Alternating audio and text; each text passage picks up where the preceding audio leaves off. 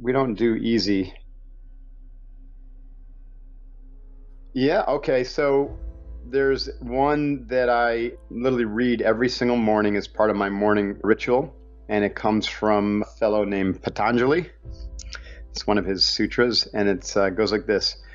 Be friendly toward the happy, compassionate to the unhappy, delight in the virtuous, and disregard the wicked. And so I love that because it is really a guideline toward comprehensive behavior and ethos, right? And just to be able to fulfill even a fraction of that requires great restraint and self-control. So it's a nice kind of way to kick off my day along with the other things that I do. Well, to consider every single one of these elements, being friendly to the happy. A lot of people have difficulty finding pleasure and enjoyment in other people's success, and so that's something that I continually work on. I'm not saying I have a challenge with it, but if you're really honest with yourself, sometimes most people feel a little tinge of envy or something when they see massive success, and quite frankly, it's actually really nice to notice that and to turn it around and be really, really delight in their success. And then on the flip side of that is I've been screwed over many times in my life, and it's very easy to get pulled down into the negative spiral of thinking, boy, what a jerk, or I can't believe that happened to me, or how could someone be so whatever, evil or mean.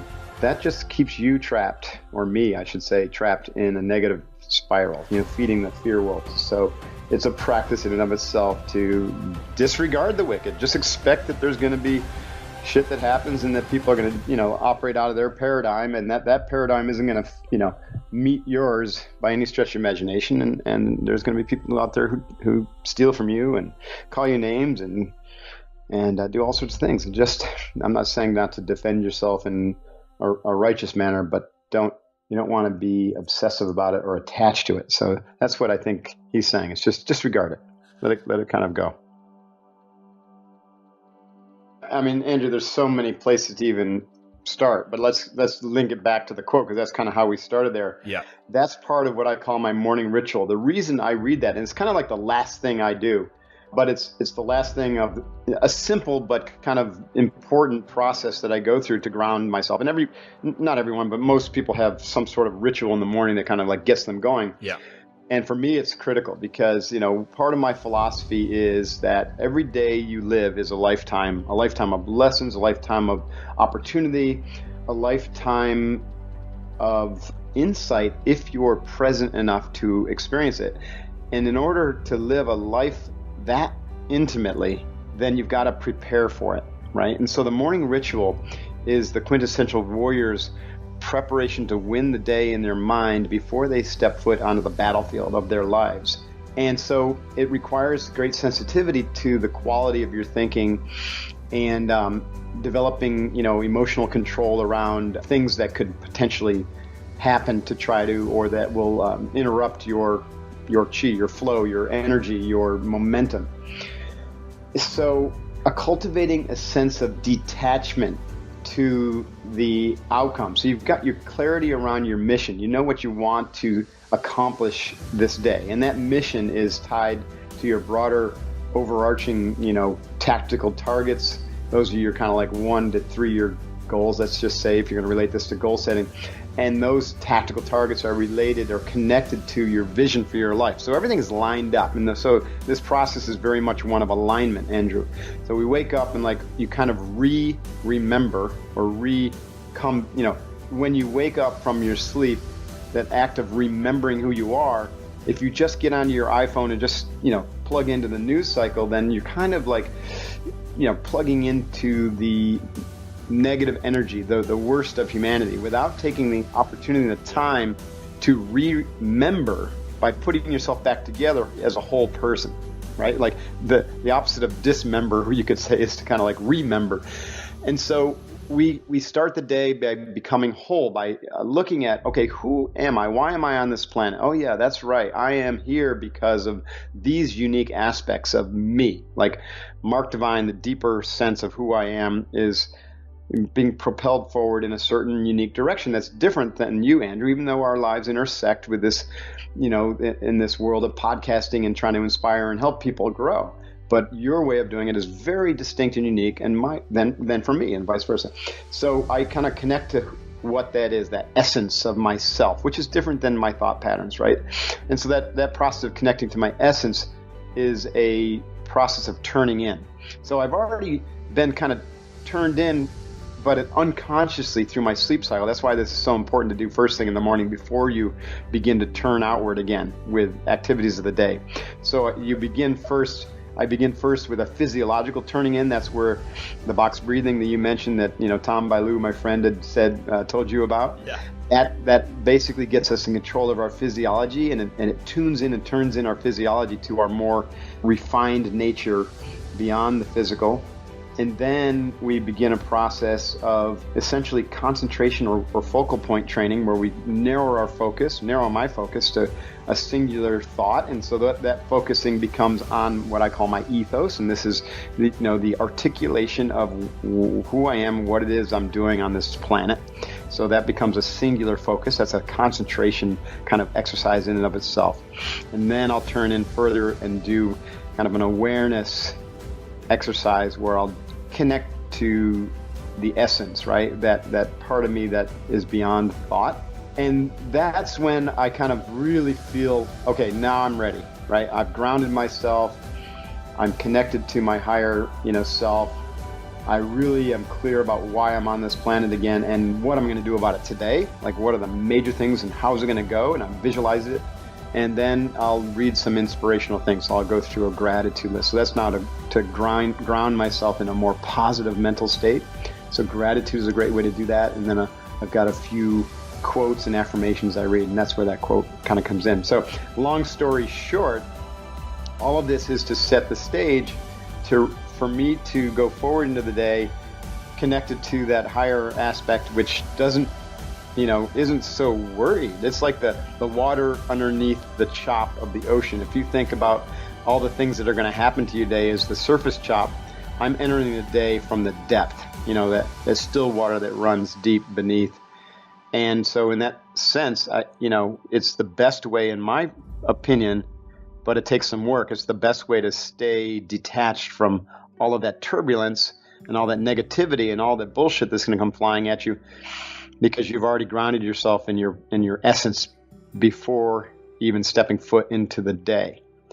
Like I said, it's a simple in concept, but not easy to do. It takes practice and a commitment to doing that. And we could talk more about the tactics of maintaining resiliency in the face of those things, because I still employ those. Like what I teach still candidates and whatnot, I still employ those myself when those choppy things hit me. But I'm not far from that essence, that essential nature, right? Because I've grounded in it first thing in the morning. So it's easy to get back there. It depends on how much time I have. I'd love to spend an hour and include some movement and some longer meditation. And so I do that on the weekends. There's sometimes I'll spend 2 or 3 hours if I have the time. But generally speaking, like on a typical day where I've got to get up and about and I've got stuff to do, 15 to 20 minutes, right, is about what it takes me. And if I'm really pressed for time, I will condense it, to 5 minutes. But when I do that, I feel like I'm leaving something on the table. And if I miss it by some sort of, crisis that just propels me out of bed, then I really try to come back to it at some point in the day. Yeah. It's important to me. There's a lot of tools. Probably the dominant one that I rely on is my Navy SEAL training, which taught me that a failure is simply a way to learn how to do something better, right? It's just it's like the Stoic principle of the obstacle is the way, which, my friend Ryan Holiday, titled a book on that. The failures are expected. I don't go into a day naively expecting it to be perfect. That would be nice. Actually, I might even sense that I'm missing an opportunity to grow.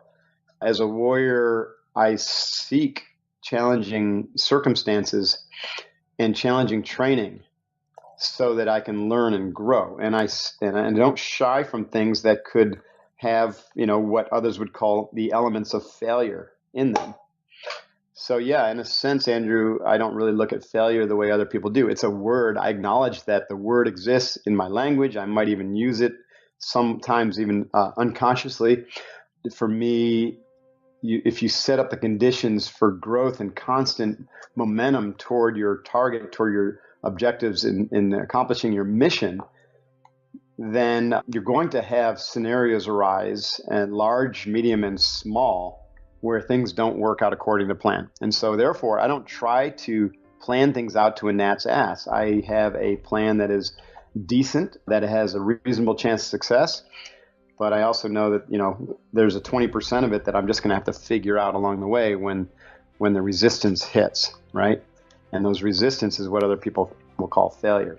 So back to our earlier discussion, if someone steals my client list and takes my entire CrossFit gym and opens up somewhere else, well, that's happened 3 times. That's okay. That sucked.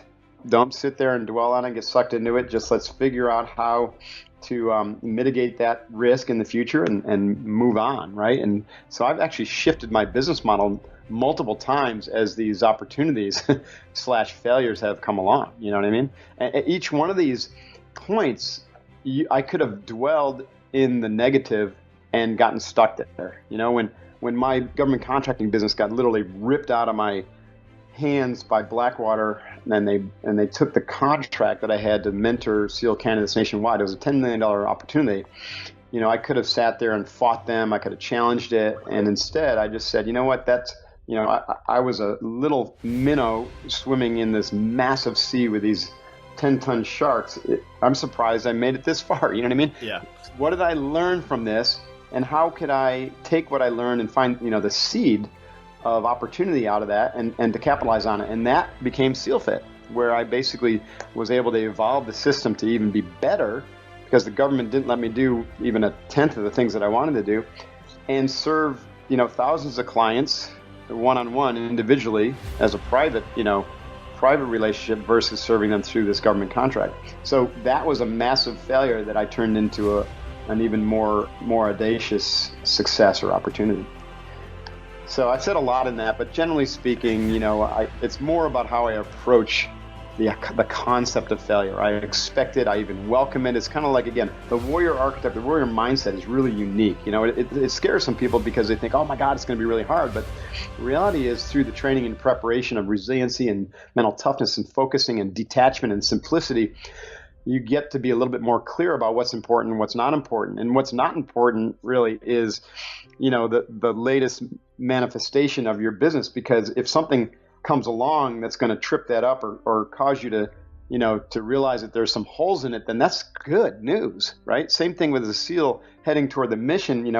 If there's a critical failure point, a critical node that can completely shut down the mission, you need to know that sooner than later, right? You don't want to find it out on target. You want to find it out, 20% or 30% into the mission, right?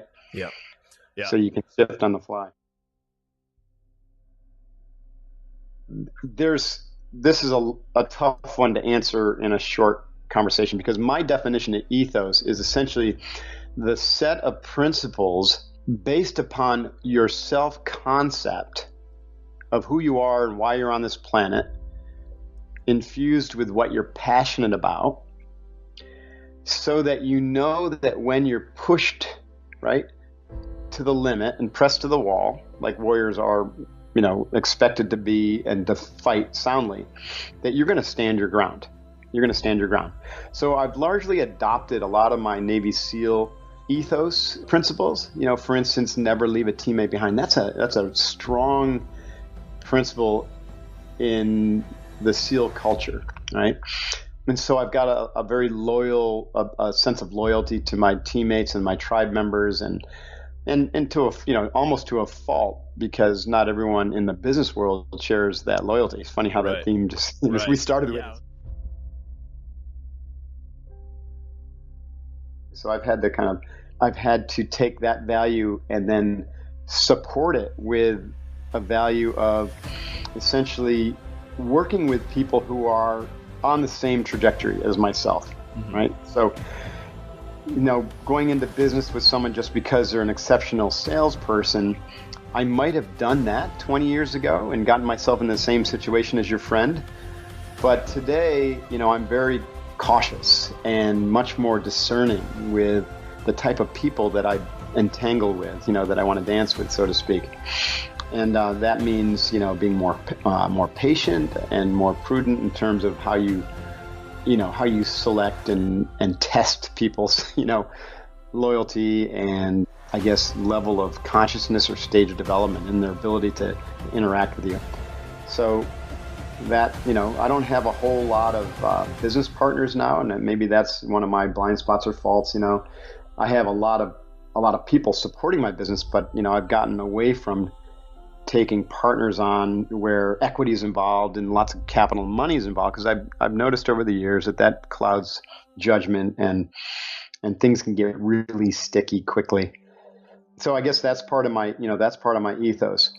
And this notion of living with honor and integrity on and off the battlefield speaks to the idea of wholeness and integration. So one of my really powerful and important, probably the most important aspect of my personal ethos is that, that the human being is operating, generally speaking, out of a very limited set of resources, and they have a vast potential that is largely untapped. And so it is my mission, I made it my mission to help people untap or to tap into that potential. At SEALFIT, we call it 20x potential. 20 times more you're capable of at any time than what you think you are. And so because a warrior must lead from the front, and I call it eating your own dog food, I've got to essentially use my own training to demonstrate on myself first, right? I can't ask my team and tribe to go do something that I haven't tested first.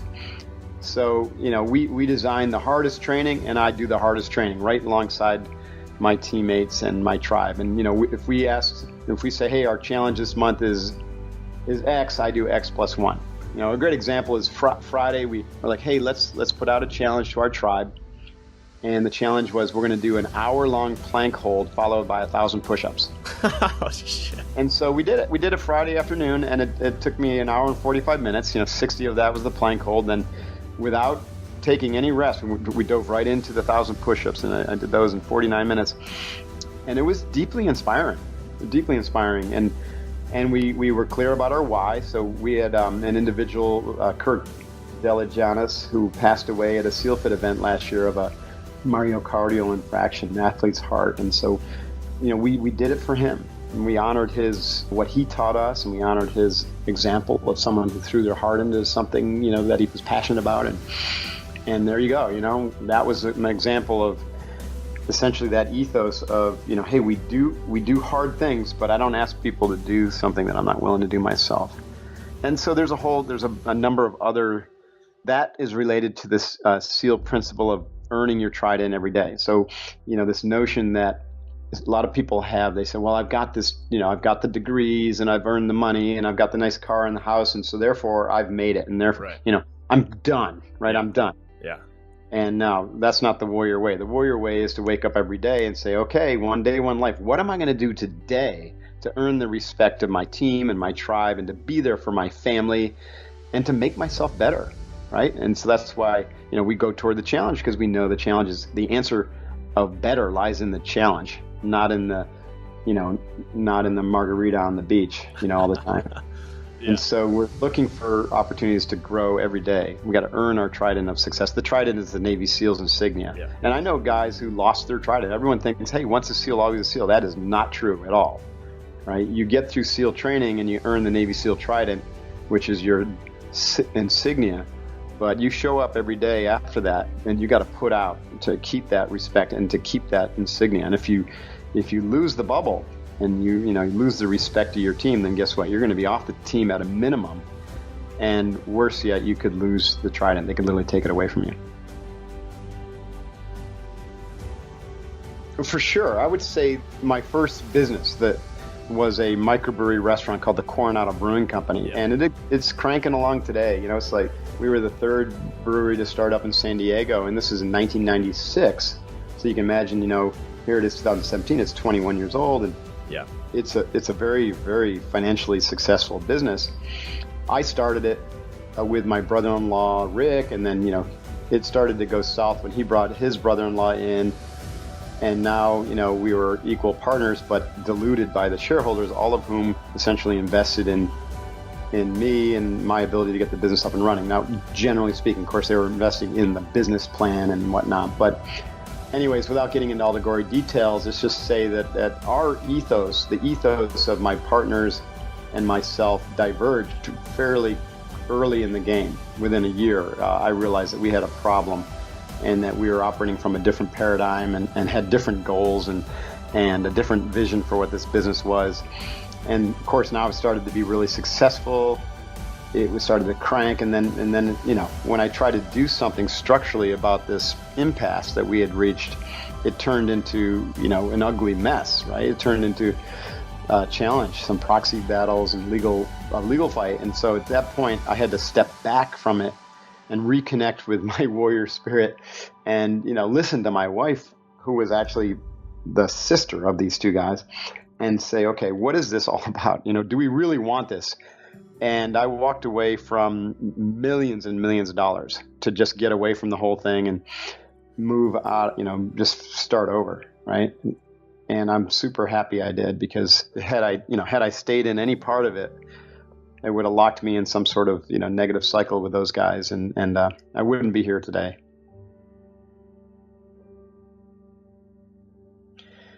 Yeah, it's not easy, like I said, but we don't do easy, and if you do want to do easy, then you're probably listening to the wrong podcast.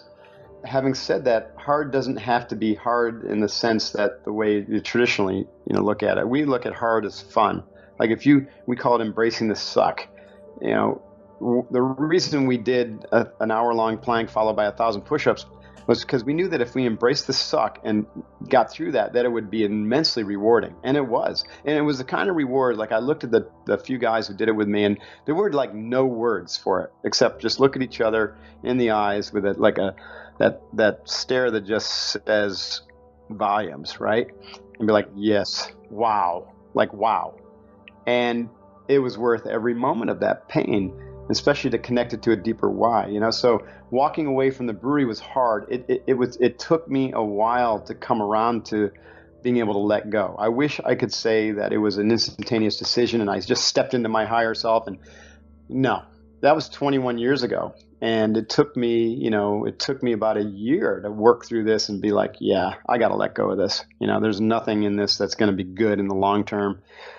It took me several years to find my feet again after that. But like you said, it was free of all that negative energy. And man, like what you can only, hindsight is 20/20. You can only see the value of your decisions in hindsight. And that was an important one.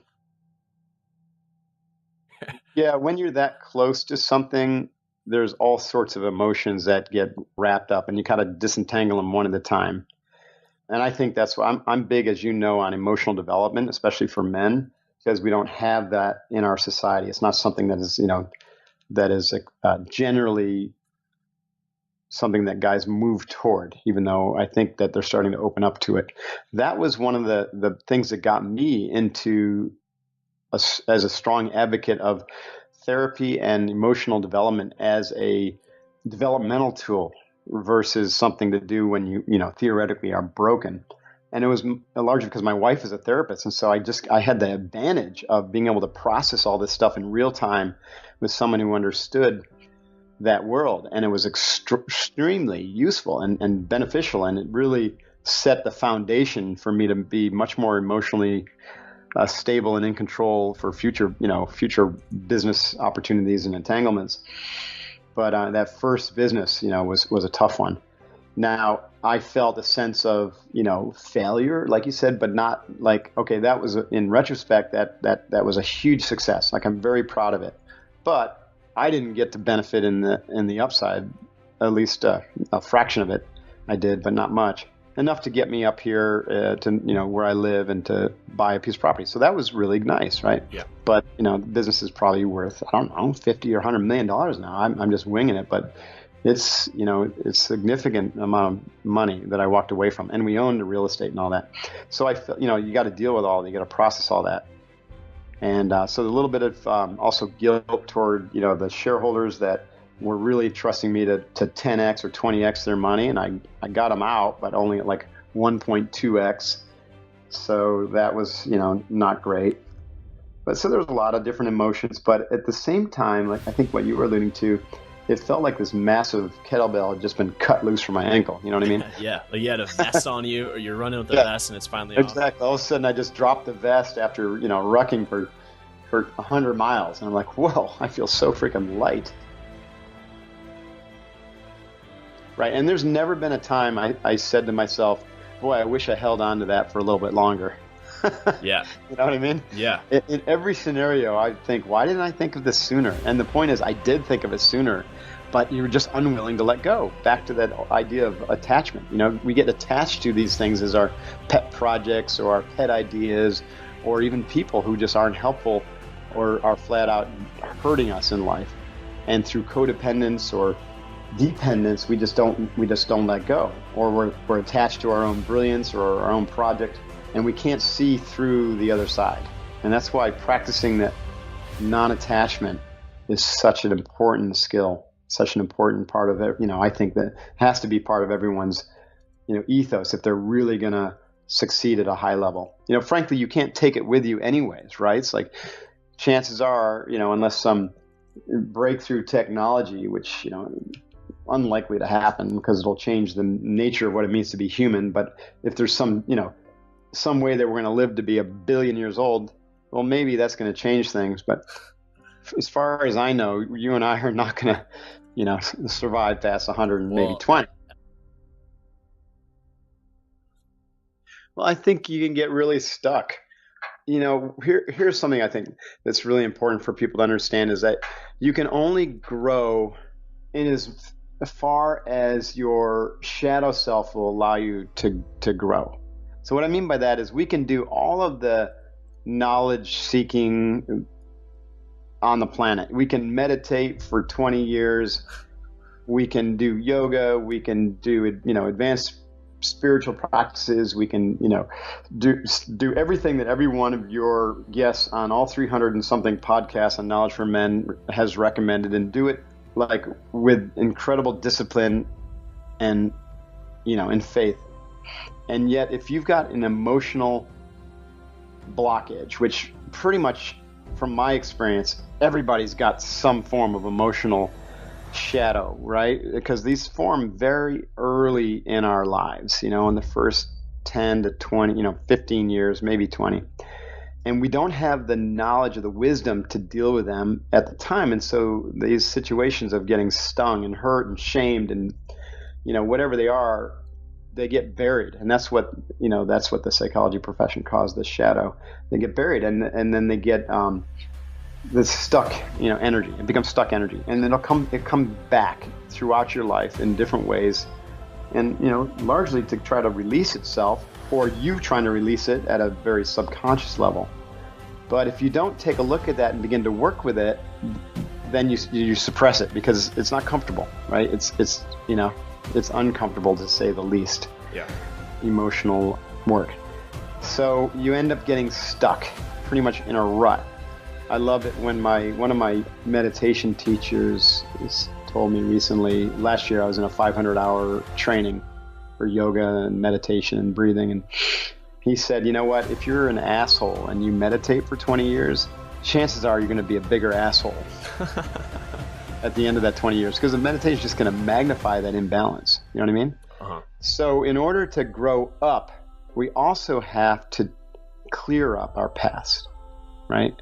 And we do that through emotional training. Now, the big innovation or aha for me is that it's kind of like, let me say it this way. I started out with SEALFIT with a stated objective of inoculating special operations soldiers from the normal causes of combat-related stress. I wanted them to go into combat with the skills to be able to be extremely in control mentally and emotionally, to be able to activate flow on demand so that they could they could control time and literally see the bullet coming from them, toward them, like Neo at the end of the Matrix. Now, I know I wasn't able to accomplish that level of mastery in the short period of time I had with a lot of these SEAL trainees, but they all went on to just dominate BUD/S and to have, every one of these guys is having a really, really successful career. And so I'm quite confident that I had an effect, that the training has had an effect on inoculating them from, combat-related stress and being able to do a better job, right?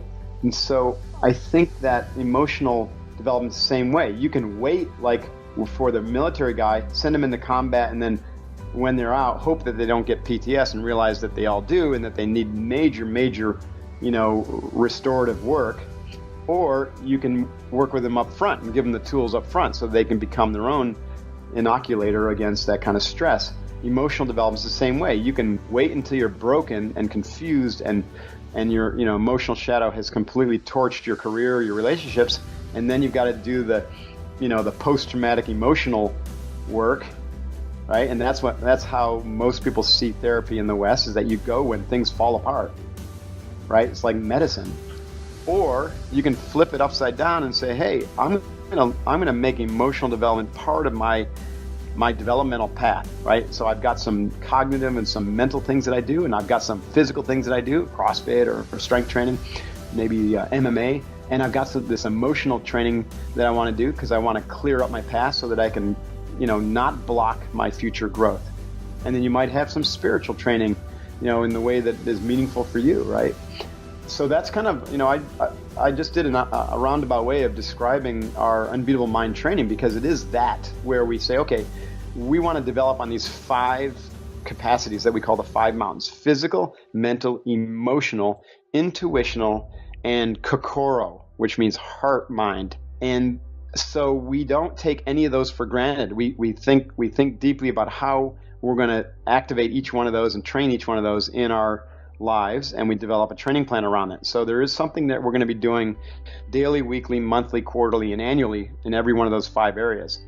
And one of the ways that we can do emotional development is to get engaged with a team that holds you accountable, and then to challenge yourself with that team, right? That's what I learned from the SEALs. That's the SEAL model. That's the SEAL Fit model.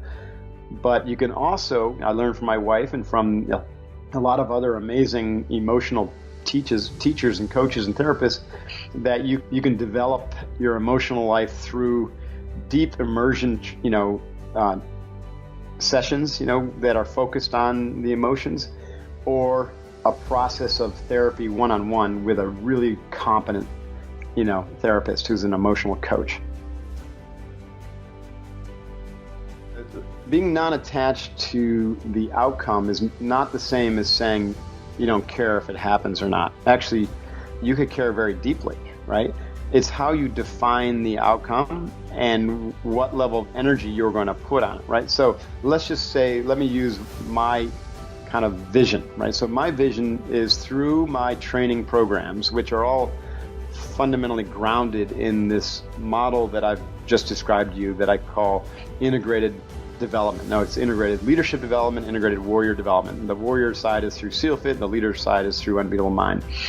And the process is to train those 5 capacities of the physical, mental, emotional, intuitional, and kokoro to evolve ourselves to a higher and higher level of awareness.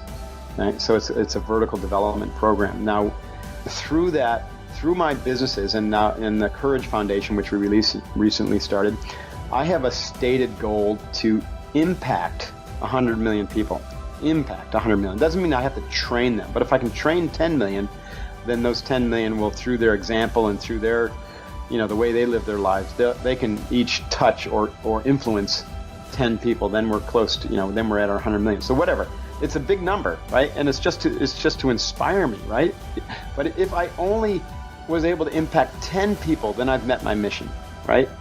I mean, and to be fair, if I've only positively impacted one person, but that one person goes out and masters him or herself to a level that far exceeds me, and that person becomes, an unbelievably or an extraordinary teacher, and they impact 99 million people, 99,999,999, then I also accomplished my mission. So I'm not attached to the details of the outcome.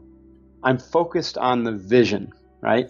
And so part of my training is to have people get really clear about the vision and to get super passionate about their why. So every day they show up, and I don't say my why today is to train another 500 people, or to convert 20%, or to land another 6 clients, right?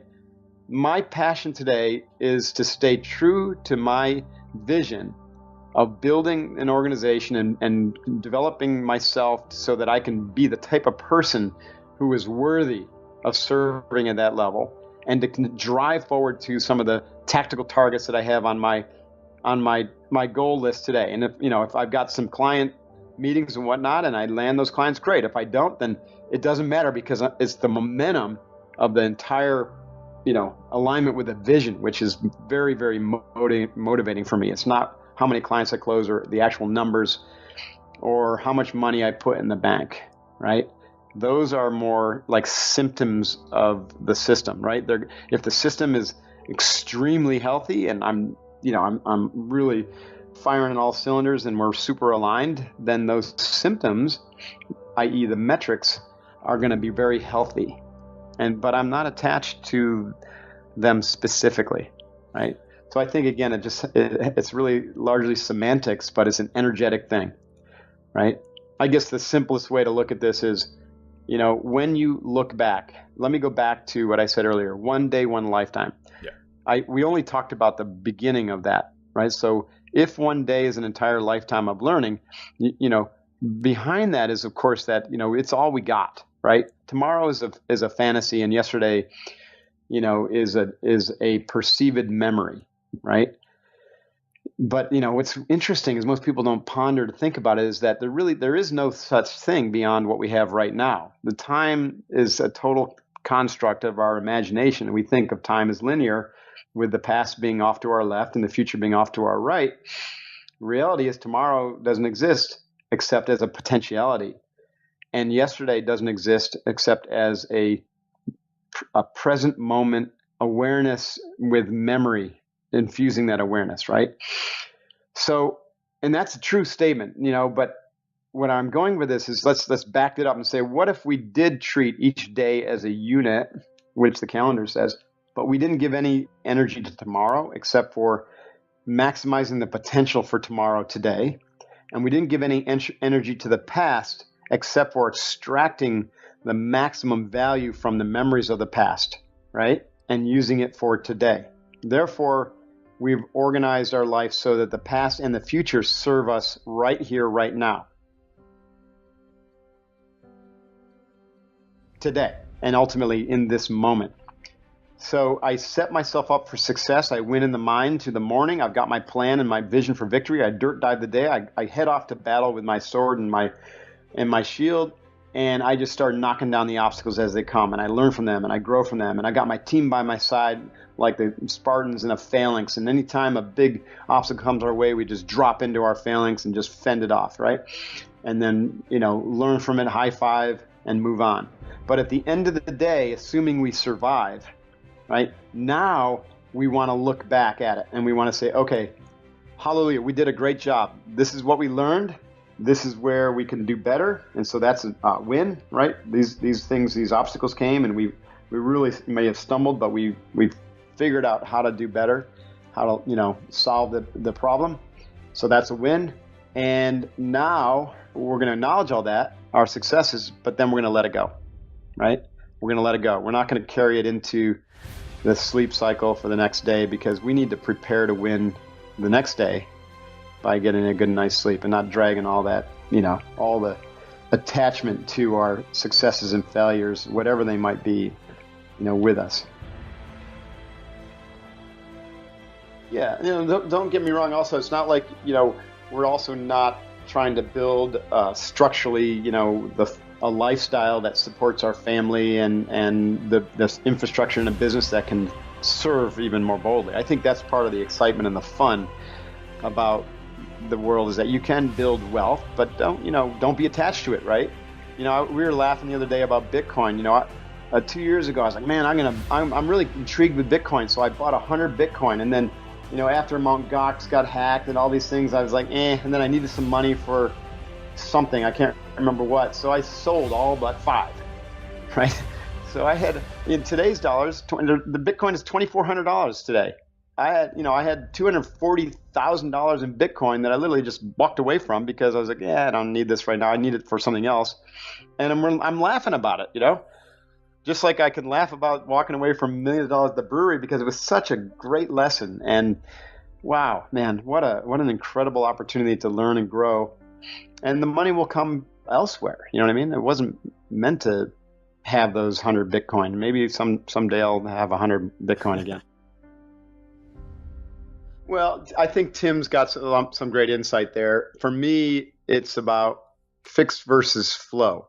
So there's a certain amount of money. To me, money is energy, right? So if you serve a few people, then you'll get a few dollars. If you serve a freaking massive population of people, then you're going to end up accruing a massive, amount of dollars as a result of that. Now, there's different ways to serve, right?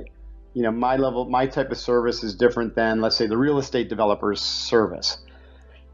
So there's this concept of money as a representation of value that's been created and delivered, right? And so in that sense, Tim is 100% on in that if you're going to serve by committing your own knowledge and time, let's say as an investment banker or trader, and you absolutely find no meaning in that work, it's strictly a financial transaction for you, and you're selling your time and your whatever knowledge you have or your pedigree to be able to earn, $5 million as an investment banker or a trader, and you're miserable and your health is being destroyed and you can't hold a family together, that is a complete waste of time, in my opinion.